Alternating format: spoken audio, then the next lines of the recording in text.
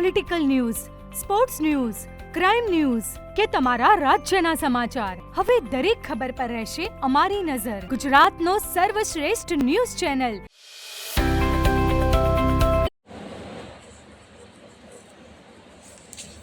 પાટણ જિલ્લાના હારીજ શહેરમાં ચાલી રહેલી તળાવ બ્યુટિફિકેશનની કામગીરી દરમિયાન ગેરકાયદેસર રીતે માટી ખનન અને રોયલ્ટી ચોરીના આક્ષેપો સામે આવતા ખાણ અને ખનિજ વિભાગે સ્થળ પર દરોડાની કાર્યવાહી હાથ ધરી હતી.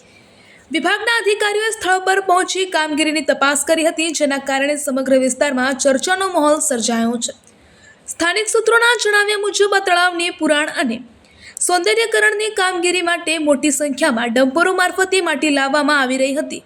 જો કે આ માટીનું ખનન નિયમો અનુસાર કરવામાં આવ્યું હતું કે નહીં તેના અંગે જરૂરી રોયલ્ટી ભરવામાં આવી હતી કે કેમ તે મુદ્દે ફરિયાદો વિભાગ સુધી પહોંચી હતી. ફરિયાદોના આધારે ખાણ ખનિજ વિભાગે સ્થળ પર સઘન ચકાસણી હાથ ધરી હતી. આ તપાસ દરમિયાન કામગીરીમાં ઉપયોગમાં લેવાતું એક જેસીબી મશીન જપ્ત કરીને હારીજ પોલીસ મથકે સોંપવામાં આવ્યું હતું. આ ઉપરાંત સંબંધિત કોન્ટ્રાક્ટરને માટીના ખનન, પરિવહન અને રોયલ્ટી ચકાસણી સંબંધિત તમામ દસ્તાવેજો અને પુરાવા રજૂ કરવા સૂચના આપવામાં આવી છે. સૂત્રોના જણાવ્યા મુજબ જો તપાસ દરમિયાન ગેરરીતિ અથવા નિયમોના ભંગના પુરાવા સામે આવશે તો સંબંધિત વ્યક્તિઓ સામે ખનિજ નિયમો મુજબ દંડાત્મક અને કાયદેસરની કાર્યવાહી કરવામાં આવી શકે છે. હાલ ખાણ ખનિજ વિભાગ દ્વારા સમગ્ર મામલે તપાસ ચાલુ હોવાનું જાણવા મળી રહ્યું છે. આ તપાસનો અંતિમ અહેવાલ આવ્યા બાદ જ સમગ્ર ઘટનાની સત્તાવાર હકીકત સ્પષ્ટ થશે.